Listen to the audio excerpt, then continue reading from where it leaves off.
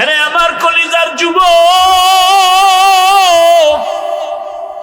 কয়দিন যৌবনের বাহাদুরি করবি? চোখের সামনে যুবকের লাশ আর লাশ। এই জীবনে কত যুবকের জানাজার নামাজ পড়ালাম, এমন একটা দিন নাই গাড়ির নিচে পানির নিচে যুবকের লাশ দেখা যায় না। আল্লাহ বলেন, এজন্য আমাকে ভয় কর। শুধু আমি কেন, স্বয়ং রসুল, যেই রসুলের কোনো গুনাহ নাই, আছে রসুলের কোনো গুনাহ নাই, সেই রসুল কেমন রসুল আমার, আল্লাহ তাআলা তাকে স্পেশাল করে বানাইছেন। মুসা নবী আল্লাহর বন্ধু, ঈসা নবী আল্লাহর বন্ধু, ইব্রাহিম নবী আল্লাহর বন্ধু, ইউসুফ নবী আল্লাহর বন্ধু, রহমতের নবী আল্লাহর বন্ধু। তবে ব্যবধান, সব নবী রসুল আমার আল্লাহ তাআলার আশিক, আর আমার আল্লাহ নিজে হলেন মুহাম্মদের আশিক। ইমামুল আউয়ালিনাল আখিরিন, বহরে সদকা রহমাতাল লিল আলামিন, সাইয়্যিদুল কাউনাইন খাতমুল মুরসালিন, আখির আমদ বুদে ফখরুল আউয়ালিন, সদওয়াজুদাস রহমাতাল লিল আলামিন, মসজিদে উ শুদ হামারো ये ज़मीन। سبحانك لا علم لنا إلا ما علمتنا إنك أنت العليم الحكيم رب اشرح لي صدري ويسر لي أمري واحلل عقدة من لساني يفقه قولي निगाह मोमिन से तो बदल जाते हैं तकदीर निगाह मोमिन से तो बदल जाते हैं तकदीर ये बंदा की कुव्वत नहीं कुदरत का इशारा ये बंदा की कुव्वत नहीं कुदरत का इशारा ऐ मर्द खिरद तर्क मासी की जरूरत ऐ मर्द खिरद तर्क मासी की जरूरत अब सोहबत सालेह की सवा कोई नहीं चारा अब सोहबत सालेह की सवा कोई नहीं चारा मरदूद है पीछे हमें खबर नहीं लेकिन मरदूद है पीछे हमें खबर नहीं लेकिन एक वक्त में हालाक जो अमाल है सारा एक वक्त में हालाक जो अमाल है सारा ला इलाहा इल्लल्लाह ला इलाहा इल्लल्लाह ला इलाहा इल्लल्लाह ला इलाहा इल्लल्लाह ला इलाहा इल्लल्लाह ला इलाहा इल्लल्लाह मुहम्मदुर रसूलुल्लाह।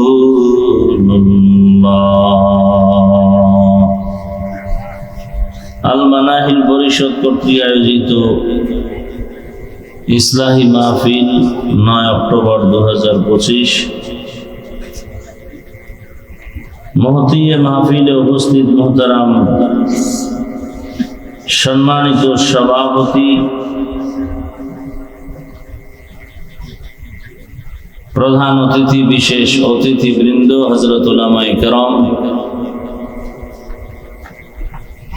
অত্র অঞ্চলের বিভিন্ন স্থান থেকে আগত আল্লাহ পাকের আশিকিন, জাকিরিন, শাকিরিন, মুহিব্বিন, মুরব্বিয়ান আযম, কলিজার টুকরা আমার সমবয়সী যুবক বন্ধুগণ, স্নেহের ছোট ভাই, পর্দার আড়ালে মা বোনেরা, আল্লাহ পাকের দরবারে শুকর যে আল্লাহ আমাদেরকে সুস্থ রেখেছেন, আলহামদুলিল্লাহ। দরুদ ও সালাম সাইয়্যিদুল মুরসালিন, রাহমাতুল লিল আলামিন, শফিউল মুযনিবিন, খাতামুন নবিয়্যিন, সৈয়দুস সাকালাইন, ইমামুল মুরসালিন, হযরত মুহাম্মদুর রাসূলুল্লাহ সাল্লাল্লাহু আলাইহি ওয়া আলিহি ওয়া সাল্লামের উপর সর্বোপরি শুকর যাদের অক্লান্ত পরিশ্রমের মাধ্যমে আজ এই সুন্দর আয়োজন, সময়, পরামর্শ, অর্থ দিয়ে দোয়া করে উপস্থিত হয়ে মাইক, লাইট, প্যান্ডেলের ব্যবস্থাপনার মাধ্যমে সহযোগিতা যারা করেছেন, প্রত্যেককেই আল্লাহ পাক এই খিদমতের বরকতে দুনিয়াতে শান্তি, পরকালে চিরমুক্তির ব্যবস্থা করে দিন। উলামায়ে হযরত আলোচনা করেছেন, আপনারা ধৈর্যের সাথে শুনছেন। উলামায়ে কেরামদের আলোচনা, কথাগুলো সহি তরিকায় সবাইকে আমল করার তৌফিক দান করেন। উলামায়ে কেরামের ইজ্জতকে আল্লাহ বেশি বেশি বাড়ায় দেন। উলামায়ে কেরামের ইজ্জতকে যারা নষ্ট করার চক্রান্ত আর ষড়যন্ত্র করে, আল্লাহদের হেদায়েত দান করেন। আমি আপনাদের দোয়া নেওয়ার পাশাপাশি সংক্ষিপ্ত কিছু আলোচনা রাখার জন্য কোরআনে হাকিমের এক আয়াতে কারীমা, রাসূলের একটি হাদিস পড়েছি। ইখলাস ও রুহানিয়াতের সমন্বয়ে কিছু কথা আমাকে বলার মতো, সহি নিয়তে, সহি তরিকায় সহি কিছু কথা শুনবার মতো আমাকে আপনাদের সকলকে আল্লাহ তৌফিক দান করেন।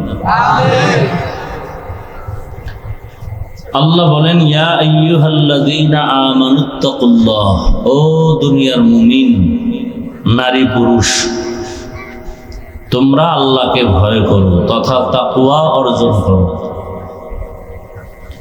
আকুনু মা'আস সাদিকিন, এবং যারা সত্যবাদী তাদের বন্ধু হয়ে থাকো। নবীজি বলেন, ইত্তাকিল মাহারিম তাকুন আবাদান নাস, আল্লাহর নিষিদ্ধ জিনিস থেকে নিজেকে বিরত রাখো, ফিরে থাকো, তো আল্লাহ পাক তোমার মর্যাদাকে অনেক উঁচু বানায় দিবে।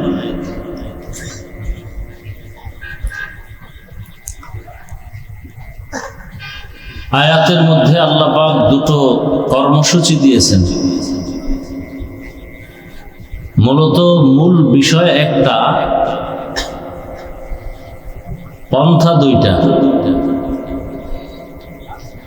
মূল বিষয় হলো তাকওয়া অর্জন করো।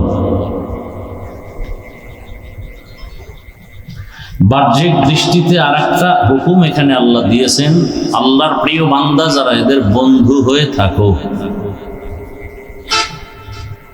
মূলত তাকওয়া অর্জন করাই মূল কাজ।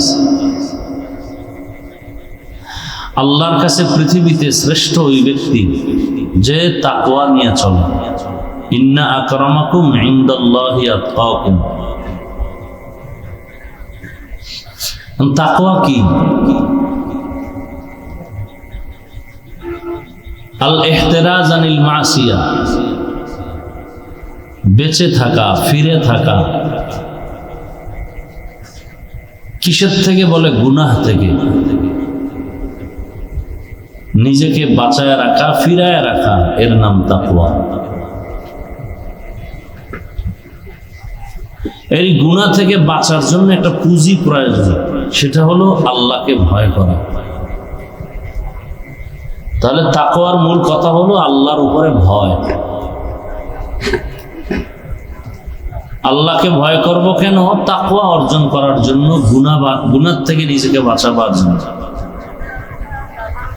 আল্লাহ অন্য আয়াতে বলেন, وَأَمَّا مَنْ خَافَ مَقَامَ رَبِّهِ وَنَهَى النَّفْسَ عَنِ الْهَوَى فإن الجنة هي المأوى। যে ব্যক্তি আল্লাহর আদালতে দাঁড়িয়ে হিসাব দেওয়ার ভয়ে দুনিয়াতে নিজেকে গুনাহ থেকে বাঁচায় রাখবেন, আল্লাহ বলেন আমি তাকে নিশ্চিত বিনা হিসাবে জান্নাত দিয়ে দেব। हर के दारत खौफे हक़दर दिल मदाम जन्नतुल मअवा देहदूरा मकाम। আল্লাহর ভয় অন্তরে না আসা পর্যন্ত ওই মানুষ কখনো গুনাহ ছাড়তে পারবে না। গুনাহ থেকে বাঁচাবার একটাই মাত্র মেডিসিন, সেটা হলো আল্লাহর ভয়। ভয়টা কত জরুরি জিনিস। একটা সন্তান পিতা মাতাকে ভয় করে, কখন প্রমাণ হবে? যখন সন্তান মা বাবার চোখের নজরে অন্যায় করবে না, বুঝে গেল সে মা বাপকে ভয় পায়। একটা ছাত্র শিক্ষকের সামনে অন্যায় করে না, কেন? অন্তরে ভয় আছে, শাস্তি দিবে। ঠিক মানুষের অন্তরে যখন এই ভয়টা আসবে যে আমি অন্যায় করলে আল্লাহর আদালতে শাস্তি পেতে হবে, তখন এই মানুষ জীবন দিবে, গুনাহ করবে না। কারণ সে পরকালকে ভয় করে। আর এই অন্তরে ভয়টা জমানোর জন্য নিজে নিজে সম্ভব না। ভয় কি জিনিস? ভয়ের মোজাকারা, আলোচনা, এরকম যত মজলিস আছে, এরকম কোরআন সুন্নাহর আলোকে তাকওয়ার মজলিস, তাকওয়া ওয়ালা যারা, তাদের কাছে যাইতে হবে, তাদের সংস্রবে থাকতে হবে, এছাড়া কোনো পথ নেই। এজন্য আল্লাহ বলেন ওয়াকুনু মা'আস সাদিকিন, তাকওয়া অর্জন করো আর সাদিকিনদের বন্ধু হয়ে যাও। সাদেক মানে সত্যবাদী, এক বচন, সাদেকিন বহু বচন। পৃথিবীতে আল্লাহর প্রিয় বান্দা যারা সত্যবাদী, অনবরত আল্লাহ এগুলো মানুষের সামনে রেখেছেন, মানুষ যেন এদের সংস্রবে গিয়া গুণামুক্ত হয়ে যায়। সত্যবাদী বা সততার উপরে চলে, তার মানে এটা না যে সত্য কথা বলে, তা না। তার লেনদেন, আমল, আখলাক, লেবাস, পোশাক, প্রত্যেকটা ক্ষেত্রে তার সততা। এখন তার এটা যে সততার সাথে হচ্ছে, এটা বুঝবো কিভাবে?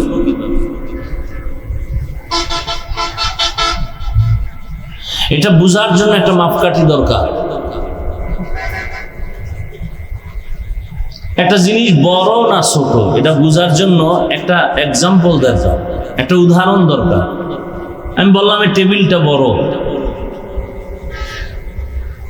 কত বড়? কয় যে এই টেবিল থেকে এইটা বড়।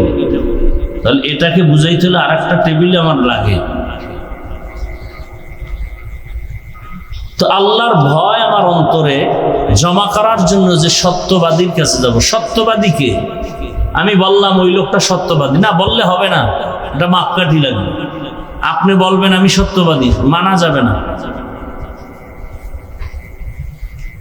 আপনি নামাজ পড়েন না, রোজা রাখেন না, আপনি বলতেছেন আপনি মুসলমান, আপনার মুসলমানি কতটুকু সঠিক, কতটুকু একুরেট, আরো কত পার্সেন্ট আপনার দরকার, এর একটা মাপকাঠি লাগে।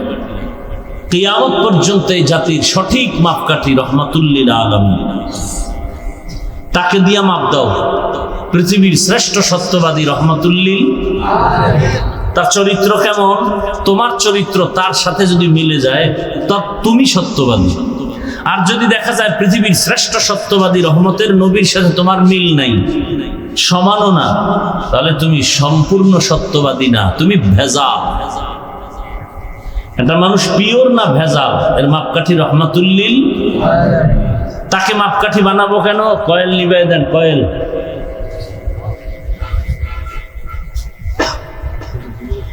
তিনি হলেন এমন মাপকাঠি যার কোনো তুলনা নাই, যার চ্যালেঞ্জের সামনে আজও পর্যন্ত কেউ দাঁড়াবার সাহস নেই।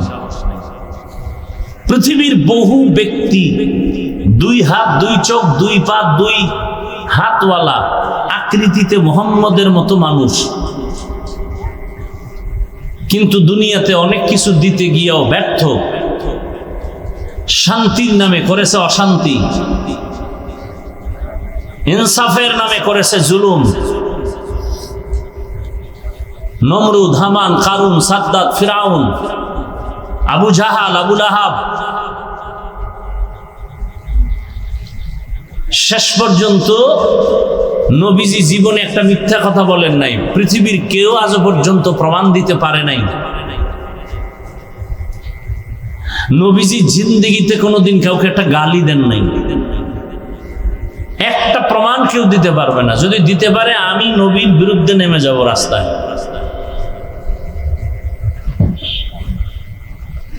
নবীজির শরীর মোবারকের ঘাম থেকে মিশকের ঘ্রাণ পৃথিবীতে আর দ্বিতীয় কোনো ব্যক্তি নেই। নবীজি যেখানে কদম রাখেন সেখান থেকে দীর্ঘ বছর ঘ্রাণ আর ঘ্রাণ। নবী রাস্তা দিয়ে হাঁটেন, মেঘের খণ্ড ছায়া দিতেছে রসুলের শরীরে যেন সূর্যের গরম লেগে কষ্ট না পায়। রসুলের শরীর মোবারকে মশা মাছি পড়ে না, হারাম করে দিছেন আল্লাহ। নবী জীবনে 2টা চোখ দিয়া কারো দিকে গরম নজরে তাকান নাই। সেই নবী আদর্শের নবী, আর তার আদর্শ যে মানলো সেই দুনিয়াতে শ্রেষ্ঠ হয়ে গেল। নবীর আদর্শ মানলো, রসুলকে জবাই করতে আসা ওমর তরবারি নিয়ে যাচ্ছে, নবীকে জবাই করে ফেলল। আর সেই ওমর রসুলের আদর্শ ধারণ করার কারণে কত দামি। জান্নাতের 10 জন সাহাবায়ে কেরামের মধ্যে তিনি দ্বিতীয়, এবং রসুলের কলিজার খলিফা 4 খলিফার মধ্যে তিনি দ্বিতীয়। এমনকি দুনিয়ার থেকে বিদায়ের পরেও রসুলের পাশে তাদের কবর। এই জীবন কতজনার, এই ধন্য জীবন রসুলের আদর্শের কারণে। বুঝাবার স্বার্থে বলছি, বুঝাবার জন্য বলছি, অহংকার না। আমি হাফিজুর রহমানের চেহারা দেখতে কুমিল্লার মানুষ বসে থাকে না, খাওয়ার লোভেও না, টাকার লোভেও না। বিষয় কি? বলে রসুলের আদর্শ। কি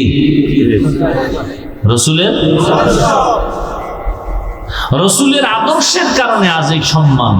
1500 বছর পরেও যদি থাকে, 1500 বছর পর রসুল বিদায়ের পর আমরা রসুলকে দেখি নেই,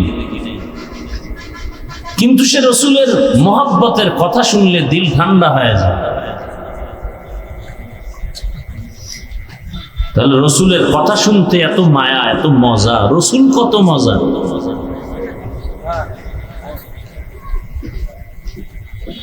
সেই রসুলকে দেখার জন্য গর্তের সাপ অপেক্ষা করে। সেই রসুল হলেন চিরসত্যবাদী, চিরপবিত্র। ওই রসুলের আদর্শ যারা ধারণ করবে তারা সত্যবাদী।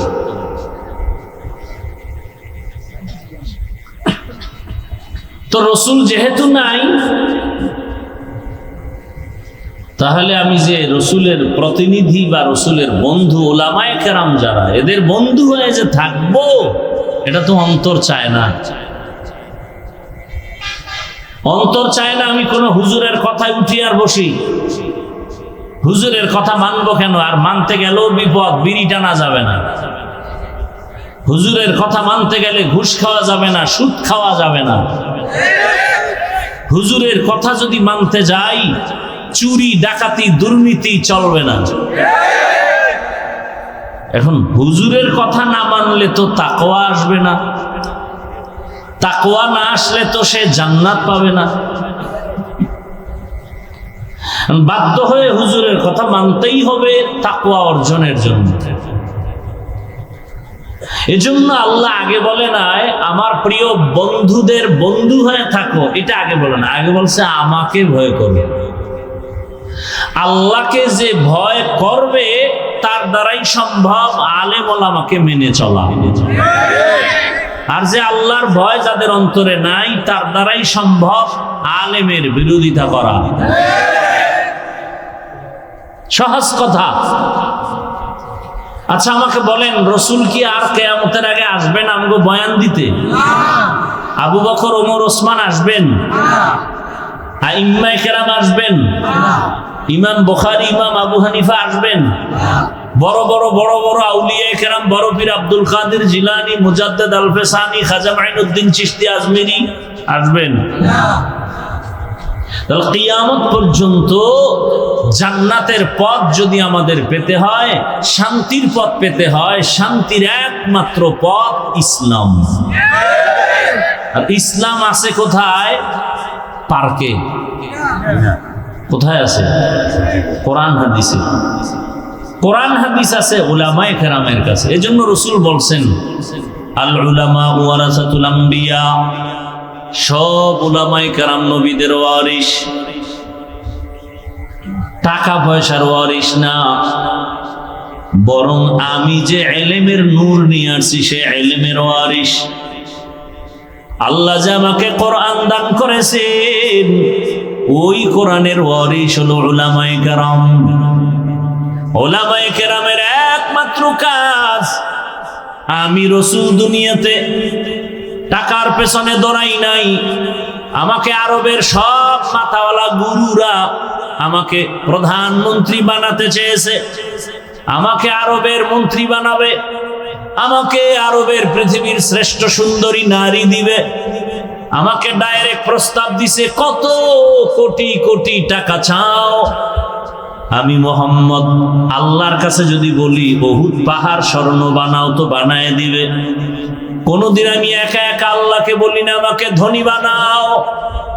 ওই বেঈমানের প্রস্তাব আমি মানি নাই। কেন? ওদের উদ্দেশ্য একটা, আমরা যে আকাম করব সে আকামের বিরুদ্ধে বলবা না। নবী বলে তোর ক্ষমতা লাগবে না, নারী লাগবে না, গাড়ি লাগবে না, বাড়ি লাগবে না, যারা শিরিক করবি, গুনাহ করবি, দুর্নীতি করবি, জুলুম করবি, তোদের বিরুদ্ধে কথা আমাকে বলতেই হবে।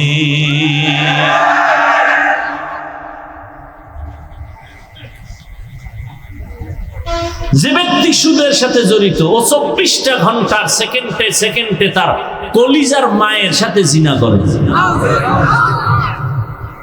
লজ্জা থাকলে তো না খায় মরা উচিত। লজ্জা নেই, এই জন্য বয়ান ঢুকে না ভিতরে। বেঈমানের কাছে গুনাহ কেমন? কয় নাকের উপর দিয়ে একটা মশা উড়ে গেলে যেমন এমন, একটা মশা উড়ে গেছে, রাসূলের হাদিস। আর একজন ইমানদারের কাছে গুনাহ কেমন? বলে বিশাল বড় পাহাড় মাথার উপরে চেপে পড়ছে, সামান্য একটা গুনাহকে তারা এই পরিমাণ ভয় পায়। সুদের সাথে যারা জড়িত তাদের নামাজ হবে না, রোজা হবে না, তেলাওয়াত হবে না, হজ কবুল হবে না। সুদের সাথে যারা জড়িত তাদের 24টা ঘন্টার আমল নামায় গুনাহ, গুনাহ, জেনার গুনাহ। আল্লাহ বলেন এর বেঈমান রেডি থাক, আমি আল্লাহ তোর সাথে যুদ্ধ করার জন্য রেডি। জীবনে যত মোনাজাত ধরবে একটা মোনাজাত কবুল হবে না, বরং দুনিয়াতে বড় বড় সুদখোরের নাম লেখা তাবিজ বানাইয়া ধান খেতে রাখ, ধান খেতে ওদের ভয়ে পোকা আসবে না। কত বড় নিকৃষ্ট আল্লাহর দুশমনরা। সুদের খাতায় নাম লেখায় যত সেজদা দিবে একটা সেজদাও আরশে আজিমে কবুল হবে না। এই বয়ান কোন খতিব সাহেব আগামীকাল মসজিদে দিলে কি হইবে? উপায় বলবে হুজুর 1 মাসের জন্য বাড়িতে ছুটি নেন। ঠিক নেই? কারণ কি? শিয়ালের হাতে মুরগি রাখলে যা হয়, সুদখোরের হাতে মাদ্রাসা মসজিদের চাবি রাখলে তো তাই হবে। বড় কঠিন হালাত।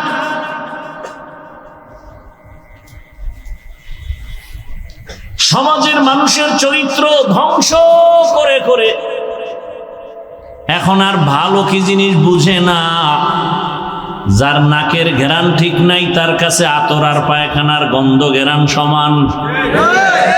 কি নাকের ঘ্রাণ শক্তি দুর্বল। আল্লাহ হেদায়েত দান করুন। আল্লাহ বলেন এজন্য আমাকে ভয় কর। শুধু আমি কেন, স্বয়ং রসুল, যেই রসুলের কোনো গুনাহ নাই, আছে রসুলের কোনো গুনাহ নাই, সেই রসুল কেমন রসুল আমার, আল্লাহ তাআলা তাকে স্পেশাল করে বানাইছেন। মূসা নবী আল্লাহর বন্ধু, ঈসা নবী আল্লাহর বন্ধু, ইব্রাহিম নবী আল্লাহর বন্ধু, ইউসুফ নবী আল্লাহর বন্ধু, রহমতের নবী আল্লাহর বন্ধু। তবে ব্যবধান, সব নবী রসুল আমার আল্লাহ তাআলার আশিক, আর আমার আল্লাহ নিজে হলেন মুহাম্মদের আশিক।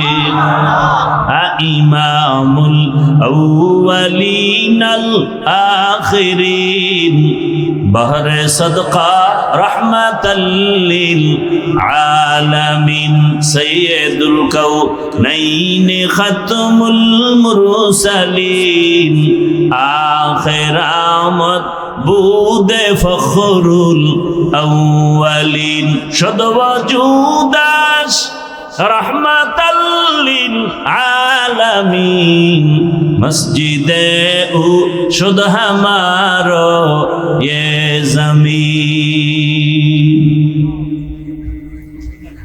আল্লাহ বলেন আমাকে ভয় করো। নবী এত দামি, যেই নবীর জন্য আমার আল্লাহ আশিক। আল্লাহ তাআলা সেই নবীকেও বলেন, ও নবী আপনি আমাকে ভয় করেন। ইয়া আইয়ুহান নাবিয়্যুত্তাকিল্লাহ ওয়ালা তুতিইল কাফিরিনা ওয়াল মুনাফিকিন।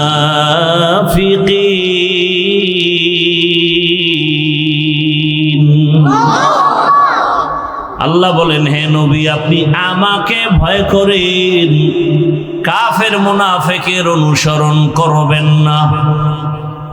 রহমতের নবী, পৃথিবীর শ্রেষ্ঠ সত্যবাদী আমানতদার, আরবের সব নবীর দুশমন বেঈমানেরা পর্যন্ত সততার কারণে উপাধি দিয়েছে নবীকে কি? আল আমিন। কাফেরেরা পর্যন্ত নবীকে উপাধি দিয়েছে। দিনে নবীর বিরোধিতা করে কিন্তু ভিতরে ভিতরে বলে মুহাম্মদ একটা আমানতদার মানুষ, জীবনে মিথ্যা বলে না। আল্লাহ বলেন আমাকে ভয় কর। আর এই জমিনে যারা সত্যবাদী এদের বন্ধু হয়ে থাকো, কারণ আতরের ঘেরান নিতে হলে আতরের দোকানে যাও, আগুনের প্রয়োজন হলে আগুনের কাছে যাও, আলোর প্রয়োজন হলে বাতির কাছে যাও। আল্লাহর তাকওয়া ভয় অন্তরে জমা করতে হলে আল্লাহ ওয়ালার কাছে যাও। সোহবতে সালে তোরা সালেহ কুনাত, সোহবতে তালে তোরা তালে কুনাত। এক জামানা সোহবতে বা আউলিয়া বেহতে রসদ সালা তাআত বেরিয়া। আমাদের ছোটবেলা থেকে একটা প্রবাদ আমরা শিখে আসছি, সৎসঙ্গে অসৎসঙ্গে। ভালো ভালো যুবক মোবাইলের সঙ্গ দিয়া চরিত্র নষ্ট, লেখাপড়া নষ্ট, এমনকি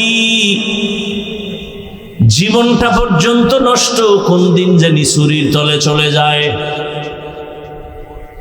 এই যারা টাচ মোবাইল চালাও, বুকে হাত দিয়ে বলতে পারবি তোর চরিত্র ভালো? মিথ্যা কইলে ঘুমের ভিতরে ঠাডা পড়বে।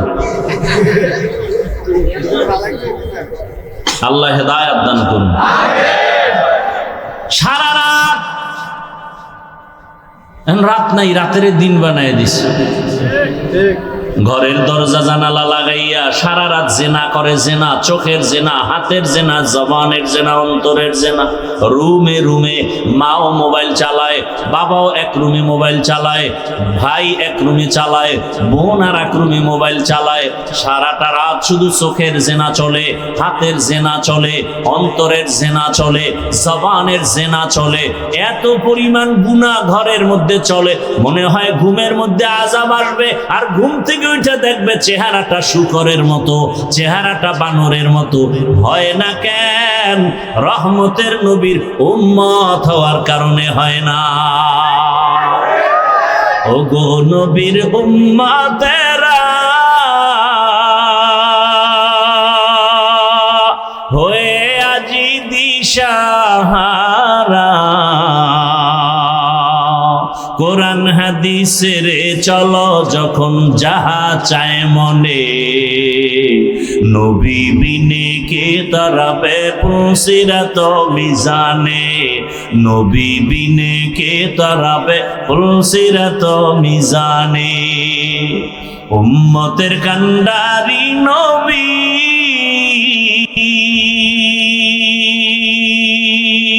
কাঁদেছেন উম্মতের লাগি, এখনো কাঁদেন নবীজি শুয়ে মদিনার পানে, নবী বিনে কে দাঁড়াবে পুলসিরাত মিজানে, নবী বিনে কে দাঁড়াবে পুলসিরাত মিজানে। এরে নবীর উম্মত, এরে আমার কলিজার যুবক, কয়দিন যৌবনের বাহাদুরি করবি? চোখের সামনে যুবকের লাশ আর লাশ। এই জীবনে কত যুবকের জানাজার নামাজ পড়ালাম, এমন একটা দিন নাই গাড়ির নিচে, পানির নিচে যুবকের লাশ দেখা যায় না। মরবি না, তোরে পিটায় মারবে, দুশ্মনে মারবে না।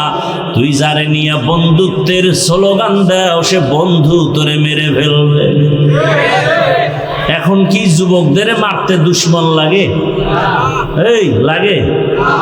যেই রাজনীতি দুনিয়াতে শুরু হইছে, দলের লোক দলের লোকের মাইরে ফেলায়। বানায় বলতেছি,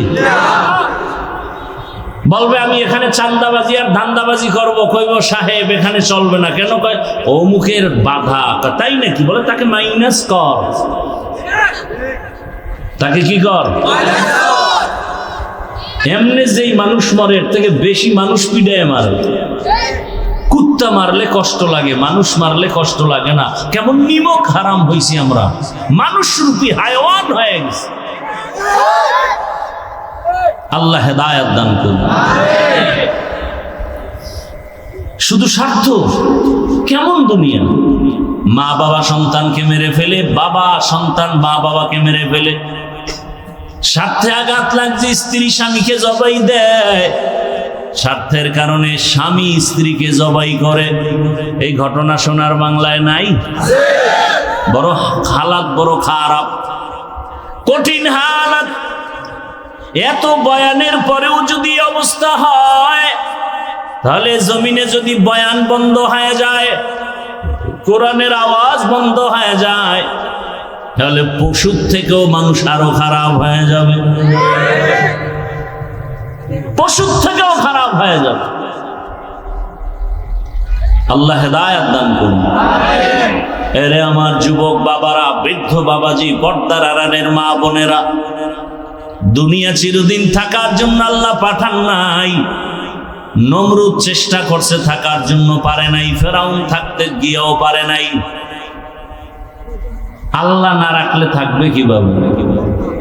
তুমি আমি চেষ্টা করলেও থাকতে পারবো না। একদিন চলে যেতেই হবে, তবে গরুর মতো বিদায় নিও না, পশুর মতো নিও না, মানুষ হইয়া বিদায় নাও। তুমি মরিয়াও গেলে যেন তোমার গুণগান মানুষের অন্তরে অমরের মতো জিন্দা হালাতের মতোই থাকে। আর সেই অবস্থা যদি তৈরি করতে চাও, সৎসঙ্গে স্বর্গবাস, অসৎসঙ্গ সর্বনাশ, সর্বনাশের সঙ্গ ছেড়ে দাও। বান্দা তোমার উন্নতির সঙ্গ ধরে নাও। ওলামায়ে কেরামের পরামর্শ, মা বাবার দোয়া, শিক্ষকের দোয়া নিয়া 5 বেলার নামাজ পড়ো, মা বাবার দোয়া নিয়ে চলো। একজন ডাক্তার হলেও তুমি আদর্শবান ডাক্তার হও, তুমি একজন ইঞ্জিনিয়ার হলো আদর্শবান ইঞ্জিনিয়ার হও, তুমি একজন প্রফেসর হলেও আদর্শবান প্রফেসর হও। তোমার ব্যবহারে কোনোদিন যেন মানুষ কষ্ট না পায়, তোমার আচরণে মা বাবা যেন কষ্ট না পায়, তোমার আচরণে কখনো যেন শিক্ষক কষ্ট না পায়, তোমার ব্যবহারে কখনো আলেম ওলামা যেন কষ্ট না পায়। বরং তুমি এমন ব্যবহার দাও, মরিয়া গেলে যেন আলেম ও কলিজা দিয়া দোয়া করে, শিক্ষকও যেন দোয়া করে। তোমার এমন ব্যবহার উপহার দাও, তুমি মরিয়া গেলে গ্রামের মানুষ যেন তোমাকে শ্রদ্ধার সাথে দোয়া করে। আরে এরকম লোক কি ওই লাইনে নাই? এসপি সাহেবের ব্যবহার কত ভালো, ডিসি সাহেবের ব্যবহার অনেক সুন্দর, এমপি সাহেবের ব্যবহার অনেক সুন্দর, চেয়ারম্যানের ব্যবহার অনেক সুন্দর। ডাক্তারি করে, রুগীও দেখে, নামাজের সময় বলে চলো নামাজ পড়ি, আবার তেলাওয়াত করে, আবার মোনাজাত দিয়ে মা বাবার জন্য দোয়া করে। বলো এই বেচারা ডাক্তার হইয়া কি ভুল করছে? বরং অন্য ডাক্তারদের জন্য সে আদর্শ। ইঞ্জিনিয়ার হইয়াও নামাজ পড়ে, মা বাবার দোয়া নিয়ে চলে, আলেমের মহাব্বতে চলে, আজান হলে নামাজের দাওয়াত নিজে অন্যকেও দেয়। এমন ইঞ্জিনিয়ার হওয়া তো দুনিয়াতেও শান্তি, পরকালেও শান্তি। প্রফেসর হও, প্রফেসর হইয়া যদি মানুষকে ভালো আচরণ দাও, নামাজও পড়ে, নবীর তরিকায়ও চলে, মানুষকে আল্লাহর মহাব্বতের ভালোবাসা দিয়া ব্যবহার করে, এমন প্রফেসর মরিয়া গেল মানুষের অন্তরে অমর হয়ে থাকবে। তুমিও যুবক, তুমি ডাক্তার হও, বেয়াদব হইও না, ইঞ্জিনিয়ার হও, বেয়াদব হইও না, তুমি একজন জনগণের দায়িত্বশীল হও, বেয়াদব হইও না। তোমার ব্যবহারে কখনো যেন কেউ কষ্ট না পায়। দোয়া যদি নিতে পারো, হায়াত বাড়বে, মানুষের দোয়ায় হায়াত বাড়ে, মানুষের দোয়ায় সম্মান বাড়ে। আর বড়দোয়ায় চেয়ার ভাঙ্গিয়া মরে, ভুল চেয়ারেও চলতে পারে না, এমন খোদার গজবে পড়ছে যে ও আর চেয়ারেও চলতে পারবে না, বিছনায় হইয়া থাকা লাগে। এটা মানুষের বড়দোয়া বড় কঠিন। বাবা, জীবনে অস্ত বাড়ি নেওয়ার কায়দা নাই। 2-1টা কথা যুবক শুনিও, পারলে কারো প্রশংসা করো, না হলে চুপ থাকো। এই ওয়াজে একটা জীবনে আমল করো, পারলে কারো প্রশংসা করো, না হয় চুপ থাকো, কারো বদনাম করিও না। পারলে কারো উপকার করো, না পারলে চুপ থাকো, কারো ক্ষতি করিও না। পারলে তুমি বান্দা নেক আমল করো, না পারলে চুপ করে বসে থাকো, গুনাহ করিও না। এই ওয়াজটা কাজে লাগাও যে পারলে কারো উপকার করব, না হয় চুপ, কারো ক্ষতি করবো না। আর ওয়াজ লাগবে? পারলে কারো প্রশংসা করব, না হয় চুপ, কারো বদনাম। আরে অন্যায় যদি করে আমার বলার দরকার কি? বিচারক আল্লাহ আছে না, আল্লাহ দেখাই দিবে, তুমি তাকায় তাকায় দেখবা। এত টেনশন কেন? তোমার হাতে বিচার নেলে আসমানের বিচার বন্ধ হয়ে যাবে। তুমি বিচার নিও না, চুপ করে ছেড়ে দাও, বিচারটা আসমান থেকে আসবে, বড় ভয়ঙ্কর, যেটা জমিনওয়ালারা ও বিচার ফিরাতে পারবে না। কঠিন বিচার হবে, যা কল্পনাও করো নাই। কিন্তু নিজে কারো ক্ষতির কারণ হয় না। নবী বলেন, দুনিয়াতে ভালো মানুষকে খায়রুন নাস মান ইয়ানফাউন নাস, যার দ্বারা অন্যের কোনো ক্ষতি হয় না সে হলো ভালো মানুষ। হাতের দ্বারা ক্ষতি হবে না, তোমার চোখের চাহনি দ্বারাও যেন কারো ক্ষতি না হয়। চোখের চাহনিতেও ক্ষতি আছে না নাই? একজনে মজা করে কিছু খাইতেছে, তুমি এমন তাকাইছো, ও খাইয়া ডায়রিয়া শুরু হয়ে গেছে। এরম চোখ লইয়া দুনিয়াতে আইছে না কিছু গাঞ্জাখোর। গাছের মধ্যে নারিকেল বেশি, ও মাথায় হাত দিয়ে একটা সর্বনাশ, এত পরের বছর নারিকেল মরতে মরতে বেহুশ, ওই গাছে আর নারিকেল নাই। গাবিতে দুধ দেয় 20 কেজি, ও একদিন দেখে সর্বনাশ, এত পরের সপ্তাহে 1.5 কেজি নামাইতে আর ঘাম ছুটে গেছে। রসুলের হাদিস, নজরে বড় অ্যাকশন আছে। তাহলে একটা গাঞ্জাখোরের নজরে এত অ্যাকশন থাকলে যারা তাহাজ্জুদ পড়ে, জিকির করে, তেলাওয়াত করে, তাদের নজরে অ্যাকশন নাই? আল্লাহ বুঝার তৌফিক দান করে। অতএব এখনো সময় আছে। এই স্লোগানটা নিজের মধ্যে নাও। পারলে নেক আমল করব না, পারলে চুপ থাকবো, কারো ক্ষতি করব না, গুনাহ করব না, পারলে কারো প্রশংসা করব না, হয় চুপ থাকবো, কারো বদনাম করব না, হাতের দ্বারাও না, চোখের দ্বারাও না, জবানের দ্বারাও না। দেখবা জীবনের পরিবর্তন চলে আসবে। আরে বাবা, তুমি বিপদে পড়লেই দুনিয়ায় কেউ আগে আসবে না। অতএব তোমার উপরে কিন্তু দায়িত্ব তোমার মা, তোমার বাবা, তোমার ভাই, তোমার বোন, তোমার সন্তান, তোমার স্ত্রী, এতগুলো মানুষের দায়িত্ব মাথায় নিয়া আউলা পথে চলিও না, বাজে চিন্তা করে চলিও না। তুমি তাদের হক, তুমি চলে গেলে মায়ের পথ বন্ধ, বাবার কষ্ট শুরু, তোমার বোনের কষ্ট শুরু, তোমার ভাইয়ের কষ্ট, জীবনটা অন্ধকার, তোমার স্ত্রীর জীবন অন্ধকার, তোমার আপনজনের জীবন অন্ধকার। তুমি একা চিন্তা করো কেন? তোমার চরিত্র নষ্ট মানে তোমার মায়ের চরিত্র, বাবার চরিত্র, ভাইয়ের চরিত্র, ভবিষ্যতে তোমার সাথে যাদের মিল হবে তাদের চরিত্র নষ্ট হয়ে যাবে। তুমি একা নষ্ট হইছো, তোমার পুরো এলাকা ধ্বংস, তোমার পুরো ফ্যামিলি ধ্বংস। মদ পান করে ঘরের ছেলে, এই বাবা এই ছেলেটারে ঠিক করতে যাইয়া এক পর্যায়ে জায়গা জমি বিক্রি করে উল্টা পাল্টা বাড়ি ঘর, এত সুন্দর ঘর ধ্বংস হয়ে গেছে। মোটামুটি মা বাবার জীবনটা নষ্ট করে ফেলেছে এই দুশ্চরিত্র সন্তান।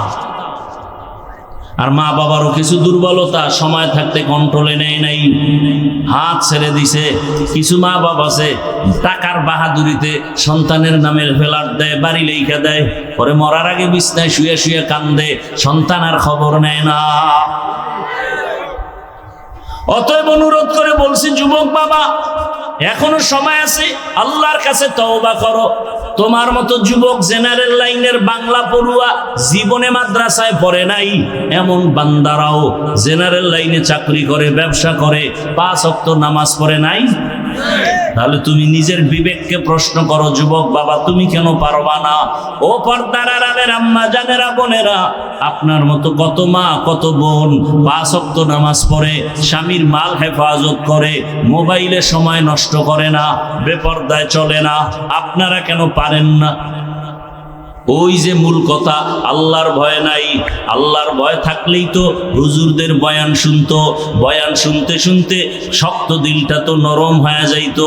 থানায় পুলিশে আসামি নিয়ে বেতের বাড়ি দেয়, যুবক কাঁদে না, কিন্তু কোরআনের বাগানে বৈশা আল্লাহওয়ালার বয়ান শুনে অনেকের দেখি চোখ দিয়া পানি পড়তে থাকে। মনে হয় এবার চিন্তা করো, যে থানায় নিয়ে বেতের বাড়ি দেয় কাঁদে না, কোরআনের বাগানে বসে কাঁদে কেন? ওরে কে বেত দিয়া বাড়ি দিল? ওরে কেউ বেত দিয়া বাড়ি দেয় নাই। ওর অন্তরে এমন ধাক্কা লাগছে, জীবনে এই হাতের দ্বারা কত মানুষের ক্ষতি করলাম, এই জবানের দ্বারা কত মানুষের গালি দিছি, মানুষ আমার সামনে বসে কান্না করেছে, আমার গালির কারণে কাঁদছে, আমি গীবত করেছি, শুইনা লোকটা কষ্ট পাইছে, এই হাতের দ্বারা কত মানুষের আমি কষ্ট দিয়েছি, আবার মাকে কষ্ট দিয়েছি, ওগুলি মনে পড়ে গেছে। মনে পড়ার কারণে কান্না করে, ও আল্লাহ আমারে মাফ করে দাও, আমি আসলে এত খারাপ, আমার মতো খারাপ মানুষের দুনিয়ায় নাই। আমার হাতের দ্বারাও মানুষ কষ্ট পায়, আমার চোখের চাহনিতেও মানুষ কষ্ট পায়, আমার জবানের কথায় মানুষ কষ্ট পায়। জীবনে কারো উপকার কি করতে পারবো না? আমার দ্বারা কি সবার ক্ষতি হয়ে যাবে? তাহলে আমি মানুষ হইয়া দুনিয়াতে আসলাম কেন? একটা পশু তো মানুষের উপকার করে, কুকুর নিজে না খাইয়া মালিকের উপকার করে, আর আমি আমার মালিকের সব খাইয়া ওই মালিকের চিনলাম না। আরে একটা পশু মানুষের উপকার করে, আর আমি মানুষের উপকার করতেই পারলাম না। বুঝ হইছে থেকে আমি শুধু ক্ষতি করতেছি। আমার কারণে মা শান্তি পায় না, আমার কারণে বাবা শান্তি পায় না, আমার কারণে আমার বোন শান্তি পায় না, আমার কারণে আমার মা বাপ সমাজে মুখ দেখাইতে পারে না। আমি এত অভিশপ্ত কপাল নিয়ে জন্ম নিলাম কেন? এটা যখন অন্তরে বাড়ি লাগছে, তখন চোখে পানি আসছে। আল্লাহ আর গুনাহ করব না, হাতের দ্বারা অন্যায় করব না, চোখের দ্বারা অন্যায় করব না, জবানের দ্বারা অন্যায় করব না, মা বাবার আর কখনো কষ্ট দিব না, আর কোনোদিন আমার ওস্তাদ মুরব্বী শিক্ষকের কষ্ট দিব না। ওলামায়ে কেরামের কথা শুনিয়া, মা বাবার দোয়া নিয়া, নবীজির তরিকা মানিয়া, আদর্শ মানিয়া 5 বেলার নামাজ পড়ব।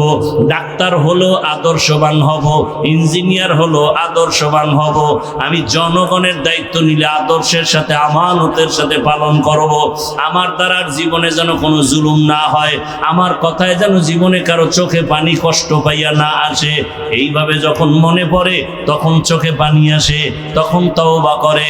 আল্লাহ বলেন, বান্দা তুই যখন চোখের পানি ছেড়ে তওবা করো, পানিটা গালের নিচে যাওয়ার আগে আমি তোর জীবনের সব গুনাহ মাফ করে দেই। ও এলাকার মা বোনেরা, যুবক বাবারা, বৃদ্ধ বাবাজিরা, এখনো সময় আছে, তওবা করে নেন।